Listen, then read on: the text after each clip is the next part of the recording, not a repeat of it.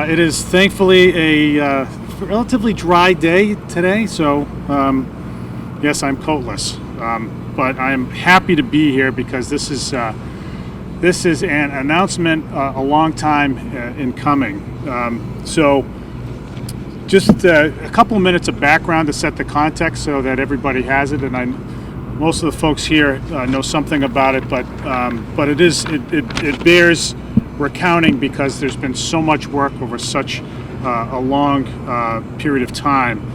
So it started off frankly in the 30s when two major capacitor manufacturers saw fit to dump PCB-laden oil into the harbor, and at a time when people weren't really thinking about the environment in any way that we do that resembles the way we do now.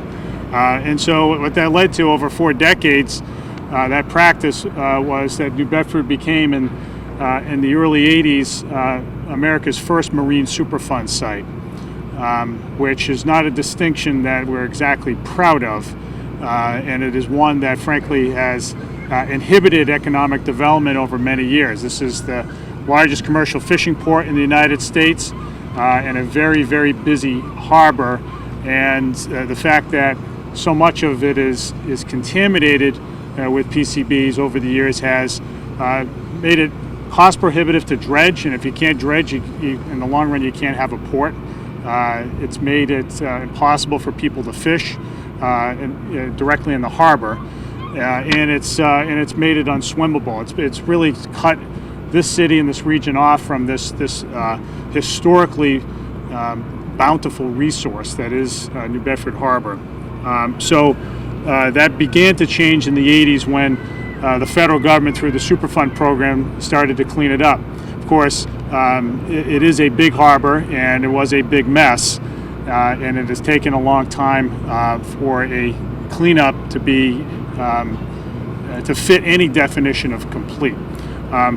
That changed significantly a few years ago when the Environmental Protection Agency entered into a consent decree with primary polluter AVX Corporation to settle all claims concerning its role in contaminating the harbor. They settled for $366 million plus interest, so it worked out to close to $400 million. The net effect of that settlement, this is back in, correct me if I'm wrong guys, 2013-ish, right around there.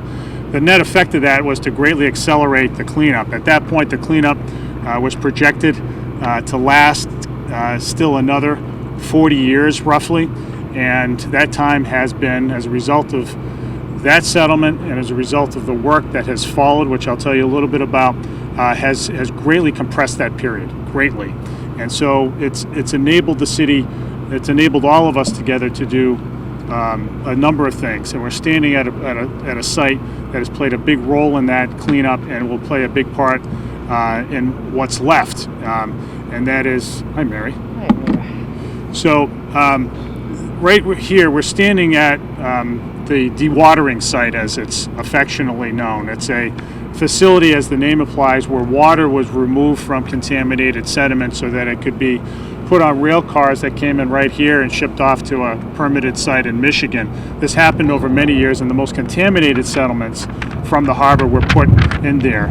Less contaminated settlements were put into CAD cells that are in different parts of the harbor, most of which are right out in this general area. What we're marking today is that the EPA is done with the really bad stuff. In effect, that's it. The EPA, along with the operator of the cleanup, the Army Corps of Engineers, together have removed, and their contractors, and there are many of them, have removed over a million cubic yards of sediment, of contaminated sediment from the harbor. Dennis, you could probably tell us how many football fields that is. It's probably a lot. I don't know how many football fields it is, but it's a lot of football fields. It's a lot of stuff. And as a result, we have a far cleaner harbor. We've seen ecological improvements in the harbor, more fish, the water is clearer, it's not nearly as contaminated as it is before. For those of you who've been up into the northern part of the harbor along the Acushnet River, you might have caught a glimpse in the last couple of years of bald eagles flying by. These are sights that nobody would have seen even just a few years ago. So it's a remarkable feat, and we're here to mark it in a number of ways. I mean, of course, it's not done yet, and there's still work to be done. We can talk about that, but it's made tremendous progress, and it's made tremendous progress because of the dedication of so many folks over the years, especially in the last few years. And I want to just thank them. I'll start with staff first. On the city side, Michelle Paul, who's our environmental steward, is here. She just so ably represents the city and everything that we do. I just want to single you out for all the work that you've done over the years, Michelle, on this. I know this is a proud day for you. With the Port of New Bedford, Ed Washburn and Caesar Duart from the New Bedford Port Authority have played a huge role as well in getting us to this day. And I'll tell you what the punctuation is in a minute, because it relates directly to the Port of New Bedford. In fact, I'll tell you right now, this dewatering site, because the most contaminated materials have been removed, this site is no longer needed. And so this will be turned over. This is being turned over now to the Port of New Bedford. I don't want to steal any of your thunder here, Dennis, but I do want to say this because I do want to put it in perspective. This is coming back to the city. This will be used in a port that is rapidly growing right now. The entire East Coast fishing industry is consolidating here. The offshore wind industry is on America's doorstep right now, and the doorstep happens to be in New Bedford.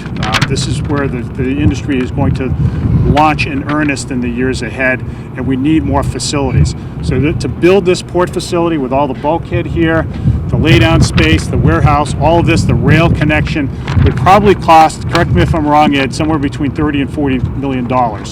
And we're getting that. So this is like, you know how if you win a sweepstakes you get a new car, or the kind of thing.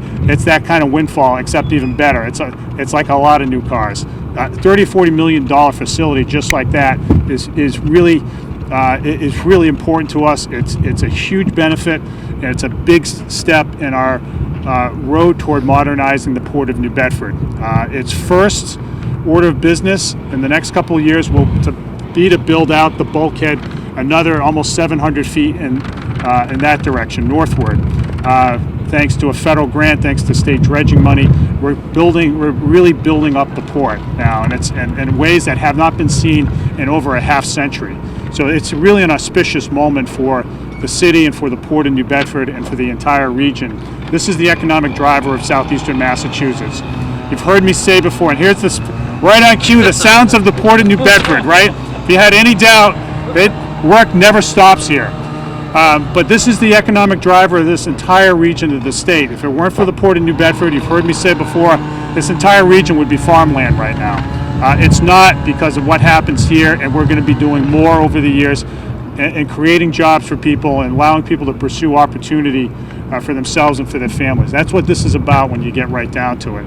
So I want to thank the entire city staff for all of their work over the years. I want to thank the EPA staff, the Dave brothers, Dave Dickerson and Dave Lederer.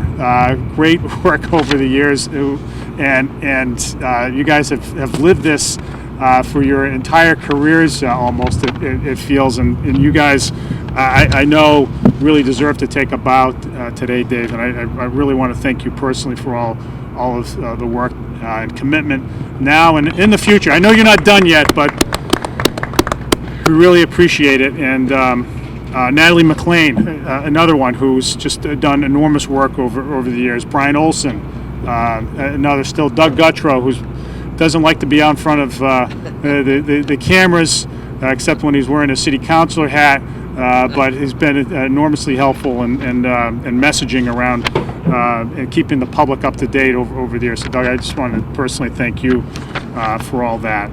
This is a long time in coming. A lot of work, a lot of money has gone into it. There's more still in the northern part of the harbor. The subtidal areas, that is the areas that remain underwater all the time, have been done. and the intertidal areas still have some work to do, and so that'll be happening in the next few years. But the really big stuff is done, and that is a historic moment for the city, and it can't happen without great leadership at the top. And so I want to introduce, in order to really terrific leaders that have, whose agencies and who themselves have been intimately involved in this massive project, one of the biggest cleanups in the United States. And so first I want to call up Deziel, the regional administrator of EPA's Region 1, who jumped right into this. And I don't know if it's in part because he used to have relatives in New Bedford years ago. He just fell in love at first sight with our city. But Dennis, we really, as you head out to your next gig, we just really want to say how grateful we are for your work, for your commitment, dedication, and to get this over, this part of it over the goal line, and to continue to move it forward, because it really, when these things go right, it can make a big difference in the lives of cities and in the people who live there. So, Dennis, I want to thank you and just invite you up to say a few words.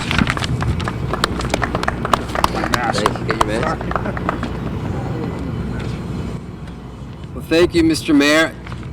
With those remarks, you kind of gave my speech for me. And again, I'm glad to be here in New Bedford, as the mayor mentioned. Actually, I'm glad to be out of my house also. So, and it's a January day, but it's sunny and it's in the 40s, I suspect. So that's a win for me. And as the mayor referenced, on my mother's side, my grandmother and her family are all from New Bedford, moved to New Bedford from Quebec in the 1870s to work in the mills. So, as the mayor said, I've got sort of a warm spot for New Bedford in my heart and my history. Today, as the mayor got into very many details, today we're here to celebrate a historic milestone in the New Bedford Harbor cleanup. The EPA and the Army Corps of Engineers has made tremendous progress towards completing the harbor cleanup. We do want to, as the mayor said, we want to thank the city. Specifically, we'd like to thank Ed Washburn again and Michelle Paul for your work. Unbelievable partners in what we've done over the years. Also, Dave Dickerson, who's here, Natalie McLean, incognito. Your work is just remarkable. Thanks for what you guys do and how you do it. As the mayor said, I'll keep saying that maybe. To date, over 1 million cubic yards of PCB contaminated sediment has been removed from the harbor. I do not know how many football fields that is. We'll probably follow up with that, marking the completion of all the Superfund dredging. As a result, the shoreline desanding and dewatering facilities used in the dredging process have been decontaminated and transferred to the city to allow shoreline redevelopment in the port's working waterfront.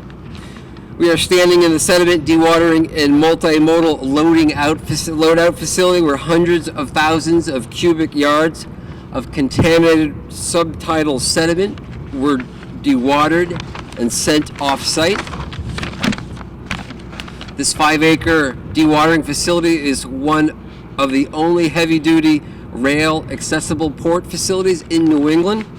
The marine bulkhead is reinforced for berthing large cargo ships and can support heavy cranes and other shoreline equipment abutting the future North Terminal site. The valuable commercial industrial resources will now be transferred to the city, as the mayor mentioned, for beneficial reuse. In addition to the completion of subtidal dredging in 2020, over 20,000 cubic yards of shoreline and salt marsh sediment was excavated and shipped off-site last year along the northern portions of the site of both sides of the Cushitt River.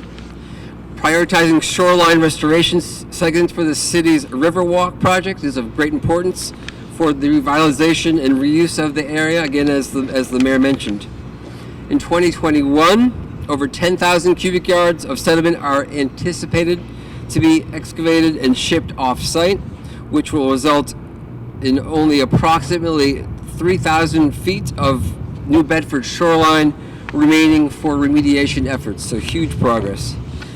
Those who live and work along the harbor are now seeing the benefits of the cleanup efforts, enjoying the ospreys, egrets, and the eagles, as mentioned, that are now call the harbor environment home.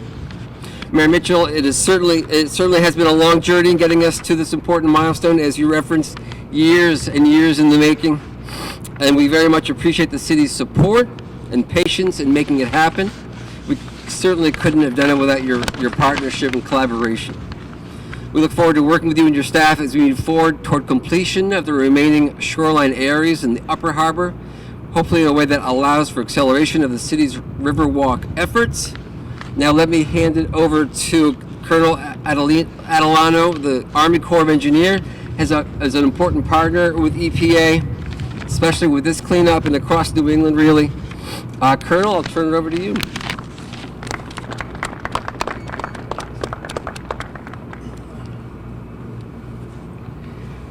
Well, good afternoon or good morning, everybody.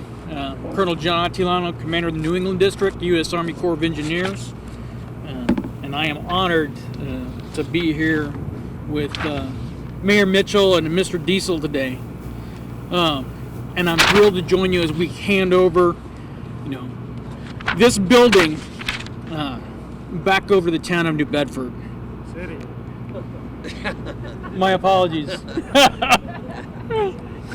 Today's a historic day and a proud day for the Corps. We have partnered with the EPA on the cleanup of this harbor since the late 1980s, and we are now closer than ever to the finish line.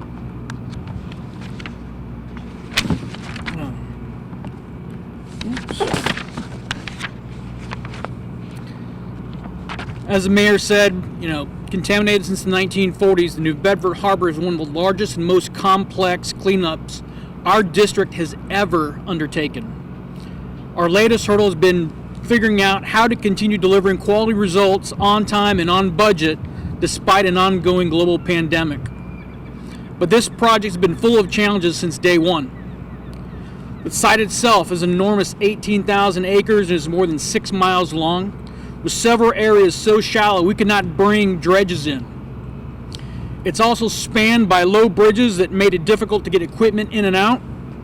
Additionally, the project is on a tidal estuary where water flowing both ways makes recontamination of the site a constant concern. It's just another day at the office for the Army Corps of Engineers. When we first began this project, the technology to properly and efficiently remediate the harbor's contaminants did not even exist.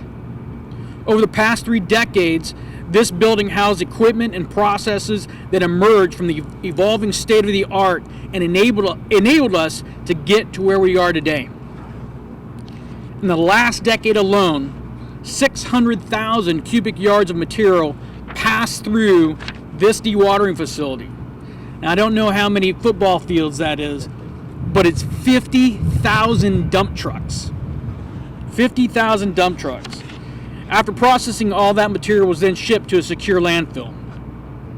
When we completed dredging to remove PCB contaminated sediments from the bottom of the harbor earlier this year, it marked the conclusion of the subtidal remediation that makes up the vast majority of the overall project. With our subtidal work complete, we are turning this valuable piece of real estate back to the people of New Bedford. We will continue to work diligently on the next phases of the project, which focuses on shoreline remediation. In this spring, we look forward to cleaning up several wetland areas in New Bedford, Fairhaven, and Acushnet.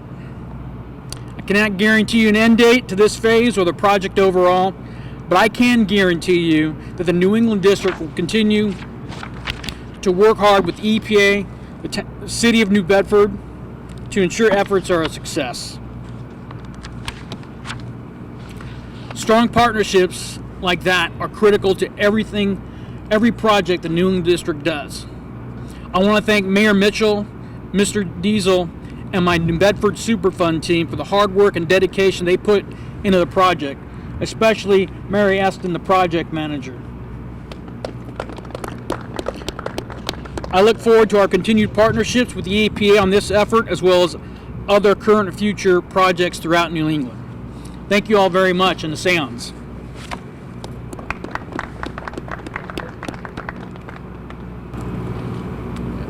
All right, just a couple of quick things. So, yeah, I do want to echo the Colonel's thanks to Mary and to everybody at the Army Corps for all their hard work. I also, and again, my excuse is I can't recognize everybody wearing a mask, and everybody's wearing a mask. Christina Connolly, the city's Chief Operating Officer, has been my eyes and ears for this project for a long time, and I just want to thank her publicly for all of her diligent and thoughtful work on the project all along. And we got one more thing. Yeah, I'd like to. Well, first with the EPA crack staff, of course, we've got some data on the football field question. So, my understanding is that the million cubic feet is Gillette Stadium filled with sediment up to 500 feet. What row is that? So that's another question. Doug gets his season tickets. But, Mr. Mayor, I would like to present you.